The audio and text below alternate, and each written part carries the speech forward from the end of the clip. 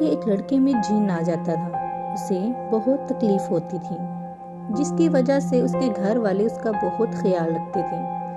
वो लड़का जो कुछ कहता घर वाले उसे फौरन कर देते थे। इसकी अयाशियां देखकर मैंने भी सोचा क्यों न जिन वाला ड्रामा किया जाए। एक दिन अपने शैतानी प्लान को अमली जामा पहनाने के लिए गांव के बाहर एक जंगल में चला गया। सोचा वहां जाकर चीखने लग जाऊंगा और बेहोश होने की एक्टिंग करूंगा, फिर तो बस सब यही समझेंगे कि इसे भी साया हो गया है। जंगल में घुसते ही एक दरख्त के नीचे बैठ गया और सामने पड़े हुए पत्थर यूं ही यहाँ वहां फेंकने लगा। एक पत्थर सामने दरख्त पर शहद की मक्खियों के छत्ते में जा लगा। अब मैं अकेला था और सामने शहद की मक्खियों का पूरा टोला था। नाक, कान, आंख, गाल, सर, मतलब हर जगह काटा। अब मैंने चीखना शुरू कर दिया और भागने लगा। चेहरा वगैरह बुरी तरह से सूज गया था। मैं तो जंगल में जिन का नाटक करने आया था, मगर फिलहाल मेरा अपना मुंह जिन जैसा हो गया था। भागते भागते कीचड़ में गिर गया। मुंह और कपड़े कीचड़ में खराब होकर काले हो गए। अब मैं सचमुच जिन लग रहा था। भागते भागते गांव के करीब पहुंचा। कुछ लड़के खड़े थे। उन्होंने जो मेरी हालत देखी कि ये क्या खौफनाक बला भागती हुई आ रही है, वो भागने लगे। मैं इन्हें देखकर चिल्लाया, बचाओ बचाओ। वो समझे मैं कोई आदमखोर हूँ या जिन हूँ। वो भी भागने लगे। अब आगे वो थे और पीछे मैं था।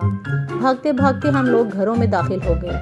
अब जो घर वालों ने देखा कि ये क्या अजीब चीज है, वो भी घबरा गए। उन्होंने मुझ पर लहाफ डाला और डंडों से पीटने लगे। मैंने चीख चीख कर बोला, अरे छोड़ो मुझे, मैं हूँ शादा। तब अचानक सब रुक गए। मुझे लहाफ से निकाला और डॉक्टर को बुलाया गया। बहरहाल कुछ दिन बाद मैं ठीक हो गया। अब मैंने सोचा कि जिन वाला ड्रामा करना चाहिए।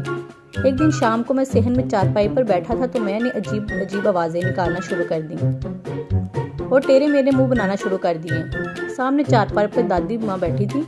मुझे देखकर उन्होंने मेरी नकल करना शुरू कर दी। मैंने जबरदस्ती अपनी हंसी रोकी और चिल्लाकर बोला, अबे ओ चिड़िया। मैं बुढ़िया को चिड़िया बोल गया था और फिर करेक्शन करने के बाद दोबारा बोला, अबे ओ बुढ़िया, क्यों अपनी मौत को आवाज देती है? ये क्या कर रही है तुम? जानती नहीं मुझे मैं कौन हूँ? मैं जंगल का जिन हूँ। तेरा पोता शादाब मेरे कब्जे में है।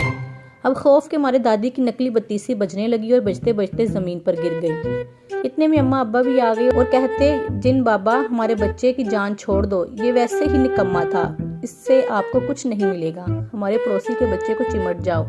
मैं दिल में कहा, शुक्र है असली जिन नहीं, वरना कितनी बड़ी बिस्ती दी गल सी, वो भी जिन दे सामने। खैर मैंने डरा धमकाकर इन्हें इस बात पर राजी किया कि मैं जो कुछ भी कहूँ मेरी बात लाजमी सबको माननी पड़ेगी, वरना शादी की खैर नहीं है। वो लोग भी राजी हो गए। अब रोजाना मुझे अच्छे अच्छे खाने मिल रहे थे और वक्त पर तमाम ज़रूरतें पूरी हो जाती थी। घर वालों को थोड़ा थोड़ा शक भी हो गया था कि ये कैसा जिन है जिसको लेज चिप्स खाने होते या मैगी नूडल्स मंगवाता है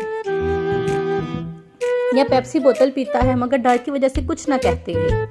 अब्बा मुझसे तंग आ गए थे कि कोई खरीदार मिल जाता तो शायद मुझे बेच भी देते। एक दिन मैंने मखसूस अंदाज में बुरे बुरे मुंह बनाना शुरू की और अजीब आवाज़ें निकालने लगा। पहली फुर्सत में ही दादी मुझे देखकर भाग गई। अम्मा अब्बा भी हाथ जोड़कर आ गए।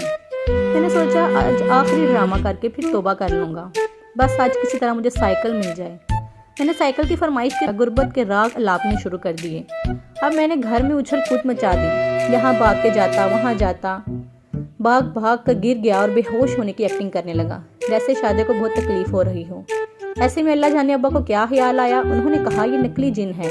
जब इंसान के जिस्म में आकर उसे बेहोश कर देता है तो फिर उसके बाद बेहोश इंसान एक टांग पर खड़ा होकर नाचता है। और अम्मा को चुपके से आंख मार दी। मैंने ये बात कभी सुनी तो नहीं थी, मगर एतबार कर लिया कि अब्बा थोड़ी ना झूठ बोलेंगे। मैं भी खड़ा हो गया और हो जुमालो गाना याद करके एक टांग पर नाचने लगा।